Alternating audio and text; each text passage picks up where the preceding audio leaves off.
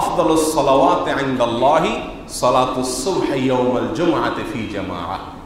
আল্লাহর কাছে যত সালাত পৃথিবীতে আছে, পাঁচ ওয়াক্ত যত সালাত আছে, এই সব নামাজের মধ্যে আল্লাহর কাছে সবচেয়ে শ্রেষ্ঠ নামাজ হলো জুমার দিনের ফজরের নামাজ জামাতের সাথে। জুমার দিনে যদি কেউ জামাতের সাথে ফজরের নামাজ আদায় করে তবে এটা হবে আল্লাহর দৃষ্টিতে সবচাইতে সেরা নামাজ। আপনি সারা সপ্তাহে যত নামাজ পড়েন এর ভিতরে জুমার দিনে ফজরের নামাজ যদি জামাতের সাথে পড়তে পারেন তাহলে বুঝতে হবে আখিরাতের জন্য আপনার সবচেয়ে বড় অ্যাচিভ এবং অর্জন হয়ে গেছে। আলহামদুলিল্লাহ। আমরা অনেকেই জুমার দিন বন্ধের দিন হওয়ার কারণে বৃহস্পতিবার রাতে এত দেরিতে শুই, টেলিভিশনের সামনে আড্ডায়, পারিবারিক বা অন্যান্য আড্ডায়, কেনাকাটা ইত্যাদিতে আমরা এত ব্যস্ত হয়ে পড়ি যে বৃহস্পতিবার রাতে সবচাইতে দেরিতে শুই। কারণ শুক্রবার বন্ধ, বাচ্চাদের স্কুল নাই, নিজেদের অফিস আদালত নাই, অতএব এদিন 12টা-1টায় শুই। যার ফলশ্রুতিতে দেখা যায় জুমার দিন ফজরের সময় মুসল্লি অন্য দিনের তুলনায় অনেক কম থাকে, অথচ এই দিনটাতে মর্যাদা সবচাইতে বেশি। কারণ এই দিনের মর্যাদার কথা আমরা না জানলে কি হবে, ইবলিস ঠিকই জানে।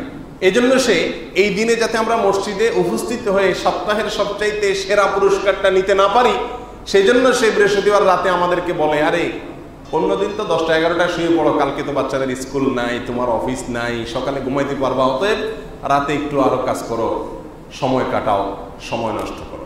মোহতারাম হাজিরিন, সেজন্য জুমার দিনের এই বৈশিষ্ট্যটি আমাদের মাথায় থাকা উচিত যে জুমার দিনের ফজরের নামাজ যেন জামাতের সাথে অবশ্যই পড়া হয়। রাসূলুল্লাহ আকরাম সাল্লাল্লাহু আলাইহি ওয়াসাল্লাম জুমার দিন ফজরের নামাজের প্রথম রাকাতে যখন ইমামতি করতেন, তিনি প্রথম রাকাতে সূরা সিজদা তেলাওয়াত করতেন।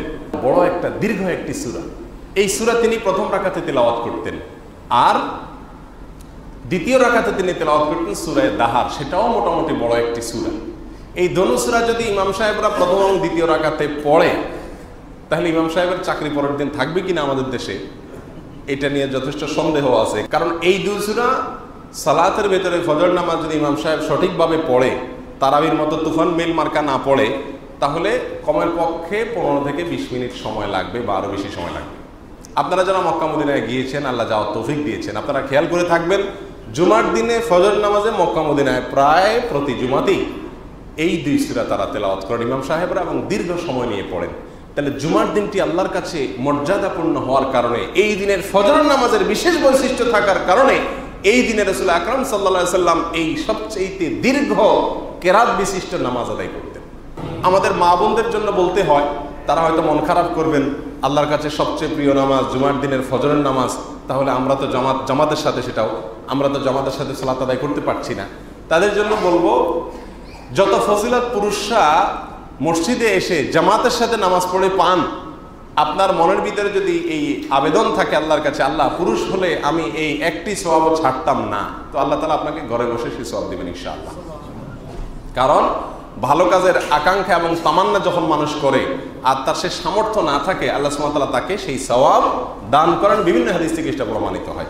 আর তাছাড়া নবী আলাইহিস সালাম বলেছেন মেয়েদের সম্পর্কে যে তোমাদের বাসায় নামাজ পড়া মসজিদে নামাজ পড়ার চেয়ে উত্তম।